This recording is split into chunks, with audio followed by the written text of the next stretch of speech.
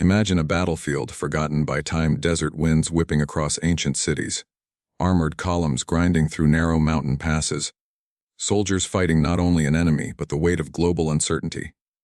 In 1941, while the world's eyes were fixed on Europe and North Africa, a hidden and critical struggle erupted in the Levant. A clash of empires, a showdown of strategy, and a fight whose outcome would determine control of the Middle East. This is the story of Operation Exporter, the Syria-Lebanon Campaign, one of World War II's most overlooked turning points. Hello and welcome back to the channel. Today, we revisit a battlefield rarely discussed, yet vital to the Allied war effort. We go inside the dusty interiors of military headquarters, through the echoing halls of Vichy administrative buildings, and across the rugged exterior terrains of Syria and Lebanon, where soldiers clashed for control of history's crossroads. This story unfolds with political tension, battlefield chaos, and the relentless geography of the Levant shaping every decision. The campaign was a mixture of obligation, caution, and desperation. The Allies needed security in the Middle East. The Axis sought influence through Vichy France, and local populations found themselves trapped in a conflict not of their choosing. What followed was a campaign that stretched from the sweeping plains, near the Euphrates, to the dense streets of Beirut, creating a window into how geography, diplomacy, and war collided in the summer of 1941. Our story begins with the aftermath of France's collapse in 1940, with the establishment of the Vichy regime, a government cooperating with Nazi Germany. The global balance shifted. In the Middle East, Vichy-controlled Syria and Lebanon became a strategic concern for the British. The Levant provided airfields, supply lines, and a potential launchpad for Axis expansion into the region. The British were already engaged in North Africa, defending Egypt, the Suez Canal, and the oil-rich territories of the Middle East. Any German foothold in Syria or Lebanon could compromise the entire Allied position. Meanwhile, Vichy officials in the Levant navigated the uncertainties of their own status, torn between loyalty to France, pressure from Germany, and the realities of governing territories thousands of miles from Europe. British intelligence reports suggested that German aircraft were landing in Vichy, Syria, using its airfields as transit points to support operations in Iraq. The British feared an Axis corridor stretching from Europe into the Middle East, linking North Africa, Arabia, and possibly the Caucasus. To prevent this, the British High Command concluded that the Levant had to be secured, even if it meant confronting French forces who, just a year earlier, had been their allies. This was not a decision made lightly. Fighting the French was political dynamite. The British wanted to avoid unnecessary bloodshed, and General Charles de Gaulle, leader of the Free French forces, was determined to bring Syria and Lebanon under Free French control without antagonizing the local population. As the British prepared their plans, the mood inside Vichy headquarters in Beirut and Damascus was tense. Officers debated their position. Should they resist the Allies or avoid confrontation? Many felt honor, bound to defend their posts. Others were wary of supporting a regime aligned with Germany. But official directives from Vichy France made their stance clear: resist Allied operations. And so, the stage was set for a conflict no one truly wanted but which global strategy demanded. On June 8, 1941, Operation Exporter was launched. British, Australian, Indian, and Free French troops crossed into Syria and Lebanon from Palestine and Transjordan. The terrain immediately imposed its will. The interior of Syria was a mix of harsh desert plains, long ridges, and fortified towns. In Lebanon, the exterior coastal mountains and narrow passes shaped every movement. Soldiers advancing through rocky hills found themselves exposed to artillery from above. Infantry navigating the coastal roads discovered that even a small defensive force could stall entire brigades. The beginning was met with stiff resistance from Vichy troops, who were well armed, professionally trained, and familiar with the terrain. The British targeted key objectives: Konaitra, Daraa, Damascus, and the coastal city of Tyre. Free French units played an essential yet complicated role. They were fighting their own countrymen. This emotional tension colored the campaign.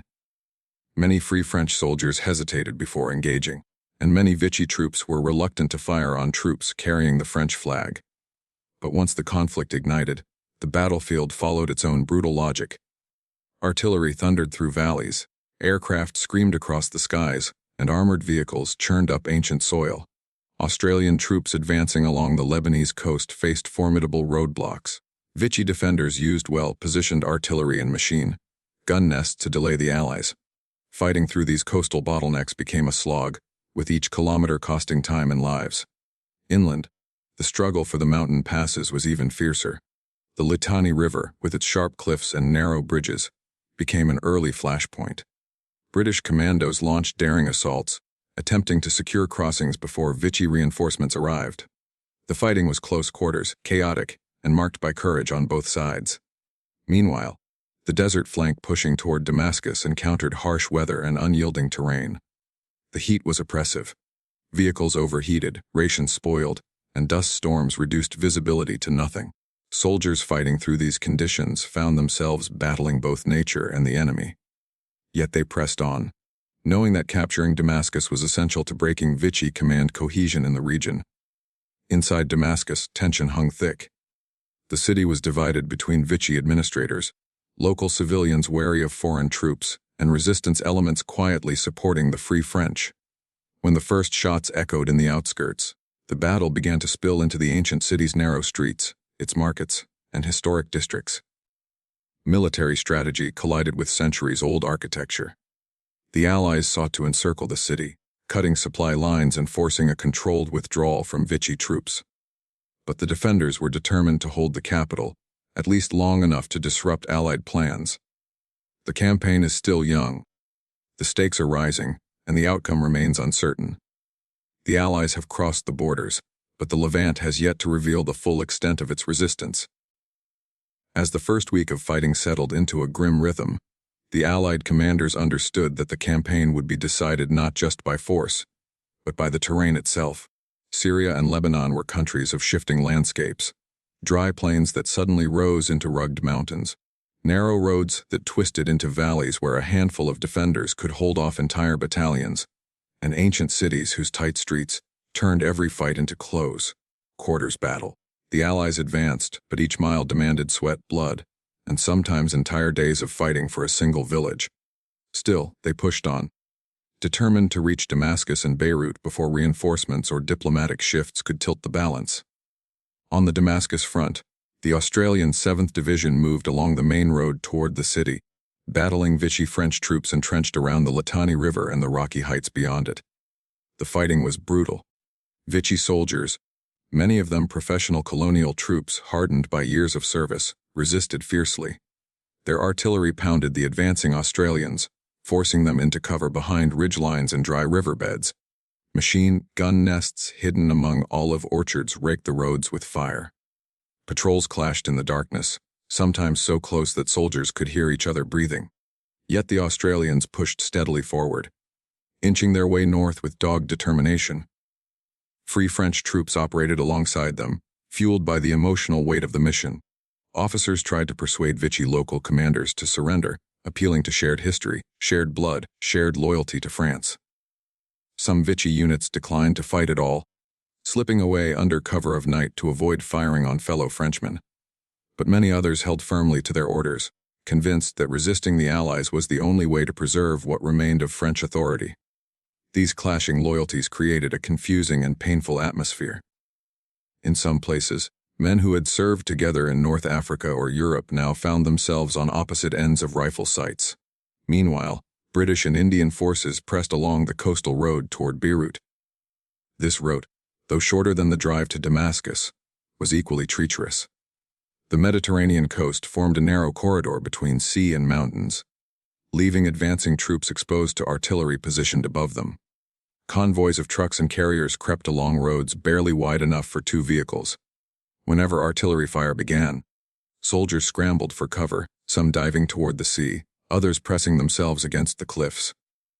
Naval support from the Royal Navy helped reduce some Vichy strongpoints, but every forward step still came at a cost. The Vichy Air Force, though smaller than the Allies expected, proved far more aggressive than anyone predicted. Their fighters and bombers struck Allied convoys' airfields and supply columns. On several mornings, Australian troops watched in frustration as Vichy aircraft swooped overhead, forcing them to scatter while trucks erupted in flames. British Hurricanes counterattacked, and soon the skies over Lebanon were filled with twisting dogfights. More than once, pilots on both sides hesitated before firing, recognizing the roundels and colors of aircraft they had once flown beside in France. But hesitation could be deadly, and the war gave no space for sentiment. As the days passed, the heat intensified, draining the strength of every man in the field. Water convoys became lifelines. Dust coated everything. Faces, uniforms, food, weapons. Engines overheated. Radios malfunctioned. Some soldiers fainted from exhaustion while climbing steep trails under full load. In these conditions, discipline and morale became as crucial as firepower. Commanders knew that even a brief collapse in focus could unravel an entire advance. And yet, despite exhaustion, the pressure only increased, especially as the Allies approached the first major objective, Damascus. The fight for the approaches to Damascus was a test of endurance. Vichy forces, knowing the political and symbolic weight of the city, defended it with determination. Positions on the Barada Gorge and the surrounding hills transformed into natural fortresses. The Australians, joined by Free French brigades, launched coordinated assaults, advancing under artillery cover. As they climbed the heights, they were met with fierce resistance. Shells burst overhead, shards of rock flying like shrapnel. Rifle fire echoed through narrow passes. Smoke drifted between the ridges. Progress slowed to a crawl. At night, the desert cooled rapidly, and the mountains became shadows filled with danger. Patrols moved silently, searching for weak points in Vichy lines. Some stumbled into ambushes. Others captured prisoners who spoke quietly of their reluctance to fight yet insisted they could not disobey orders. Free French soldiers interrogated them with mixed emotions, knowing that any concessions they won came from men who were not truly enemies at heart. These captured soldiers revealed fortified positions, supply shortages, and the growing anxiety inside Vichy ranks. But they also revealed something else: the defenders were preparing a major stand before Damascus. As Allied columns regrouped and prepared for another push, tensions spread through every unit. Each man knew the next 48 hours could decide whether the city fell or resisted for weeks. Supplies were sorted, ammunition distributed, wounded evacuated. Australian officers briefed their men under dim lantern light. Free French commanders whispered last-minute instructions, reminding their troops that entering Damascus would be more than a military victory. It would be a step toward restoring France's dignity in a world where her enemies had fractured her pride. British liaison officers coordinated artillery and air support, studying maps worn thin by dust and sweat. At dawn, the attack began. Allied artillery opened fire along the ridgelines, hammering Vichy fortifications. Infantry advanced behind creeping barrages, moving through clouds of dust and smoke. Gunfire cracked from bunkers hidden among rocky outcrops. Mortars landed near advancing companies, scattering men across the slopes. But the Allies kept climbing, driven by momentum and sheer resolve. Slowly, they captured one ridge after another. The Vichy defenders, recognizing their positions were at risk of encirclement, withdrew toward the final defensive line outside the city. By midday, the thunder of battle rolled across the outskirts of Damascus. The city, ancient and sprawling, lay shrouded in haze. Minarets and rooftops appeared faintly through the dust. The smell of gunpowder drifted into the streets. Residents watched anxiously from windows, uncertain which French would control the city by nightfall. Rumors spread rapidly. Some said the Allies were about to break through. Others claimed Vichy reinforcements were arriving. In truth, both sides were stretched thin, exhausted, and fighting on the edge of their limits. As the afternoon wore on, the Allies launched their final assault on the last ridge before the city gates. The fighting was desperate, fast, and close. Grenades burst among rocky trenches. Bayonets flashed in the sunlight. Smoke mingled with drifting sand. When the ridge was finally taken, the Vichy lines wavered. Officers tried to rally their men, shouting orders as shells burst around them. But by evening, it was clear the city could not be held without risking complete encirclement. Under the cover of darkness, Vichy forces began withdrawing into the streets of Damascus, preparing for the next stage of the battle. As the night descended over Damascus, the atmosphere inside the ancient city shifted from anticipation to tension. Civilians stayed behind shuttered doors, listening to the distant echoes of fighting that bounced between the city's old stone walls. Vichy troops moved through narrow streets, establishing new positions in courtyards, government buildings, and rooftop vantage points. Their officers knew the city's defenses were weak for prolonged combat, but they also understood the symbolic weight of holding it even for a few more hours.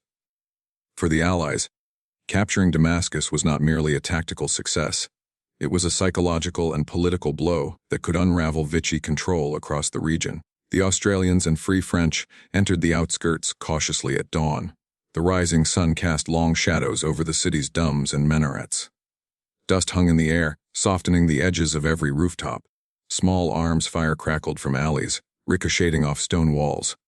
The first clashes occurred near the city gates, where Vichy rearguards tried to delay the Allied advance. Street fighting erupted in cramped spaces where tanks could not maneuver and visibility was limited. Every window, every doorway, every pile of rubble could hide a sniper or machine gun, and the soldiers moved slowly, methodically, clearing each sector one building at a time. Free French troops were at the forefront, driven by the emotional gravity of reclaiming a city that symbolized a fragment of France's global legacy. Some Vichy troops surrendered willingly, unwilling to prolong a fight they had never wanted. Others fought determinedly, believing their orders demanded resistance to the last. The exchanges were intense but brief. As the day progressed, more and more Vichy units withdrew or laid down their weapons, realizing they were cut off. By afternoon, the resistance inside Damascus collapsed. The Allies secured the city. For the first time in over a year, a major French-controlled capital had shifted away from Vichy authority. News of the fall of Damascus spread rapidly through both Allied and Vichy ranks. The victory energized the advancing forces but also hardened Vichy resolve in Lebanon, especially around Beirut, where many commanders believed they could still deliver a blow that might earn diplomatic leverage. The coastal front, therefore, grew even more violent. British and Indian battalions pushed north along the Mediterranean road, battling for every hilltop overlooking the sea. Vichy artillery rained shells down from elevated positions, forcing the Allies to advance under constant danger. Naval gunfire from British warships answered back, shaking the cliffs and echoing across the coastline. The terrain now played an even greater role. Lebanon's mountains were sharper, more abrupt, and far more defensible than the plains near Damascus. Vichy forces used this advantage, establishing strongpoints at key passes and villages. The Allies found themselves engaged in slow, grinding battles that demanded resilience more than speed. Fighting in the mountains was disorienting.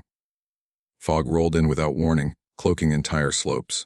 Supply convoys crawled along switchback roads where a single enemy shell could block the entire route. Soldiers climbed steep hills under enemy fire, clinging to rocks as machine gun rounds zipped past. At times, the struggle felt less like a modern military operation and more like an ancient contest of endurance and will.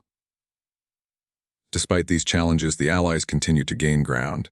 British commanders coordinated artillery strikes with improving air support, gradually weakening Vichy positions. Indian units displayed remarkable tenacity, pushing through fortified villages and taking key heights with disciplined precision. Free French brigades continued to move forward, eager to show that France's honor had not been extinguished by defeat in Europe. Their presence also encouraged some Vichy soldiers to consider switching sides, though most remained loyal to their orders, even as the situation worsened. By early July, the pressure on Vichy Lebanon reached its breaking point. The Allies had taken key positions around the mountains and were closing in on Beirut from multiple directions. British armored cars cut off supply routes. Australian units pushed through valleys that opened toward the capital. Free French troops approached from the interior, gaining local support that had previously been unavailable. The encirclement tightened daily, forcing Vichy leaders into a difficult decision. General Dent's new reinforcements would not come. German support was not available. The strategic value of fighting to the last man had diminished. Yet surrender carried its own cost: humiliation, accusations of treason, and the collapse of Vichy's authority in the region. Dent communicated with Vichy leaders in France, explaining the dire situation. After days of back and forth messages, the painful choice became unavoidable. On July 12, a ceasefire was agreed upon. The guns fell silent across the mountains and along the coast. Soldiers from both sides stood quietly, absorbing the abrupt stillness after more than a month of constant fighting.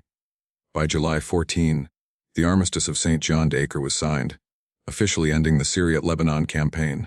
Operation Exporter had concluded. The aftermath was complex. The campaign had not been a large-scale strategic battle like those unfolding in North Africa or the Eastern Front, yet its consequences rippled through the war. Control of Syria and Lebanon gave the Allies a secure northern flank in the Middle East.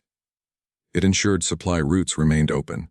It prevented the Axis from gaining a foothold close to Egypt and Iraq. And perhaps most importantly, it allowed Free French forces to establish a stronger base of operations, restoring legitimacy that would later contribute to the liberation of France itself. But the cost was heavy. Over a month of combat had pitted former allies against each other, leaving deep emotional scars. Veterans on both sides carried memories of firing at men they had once saluted as comrades. In the quiet days following the Armistice, Allied soldiers walked through the streets of Beirut, seeing both relief and sorrow in the eyes of civilians. The city had endured bombardment, uncertainty, and the shifting control of foreign powers. Free French flags now hung beside British ones. Meanwhile, Vichy prisoners lined up for evacuation, their faces showing a mix of exhaustion, bitterness, and resignation. Some wondered what awaited them in France. Others simply stared at the sea, thinking about the strange, tragic nature of the campaign they had been a part of. As the dust settled, the soldiers who had fought in Operation Exporter began to understand they had participated in one of the war's most complicated and morally tangled chapters. This was not a battle between good and evil, nor a straightforward clash of ideologies. It was a confrontation shaped by geopolitics, loyalty, and the fracture of a nation torn between two governments.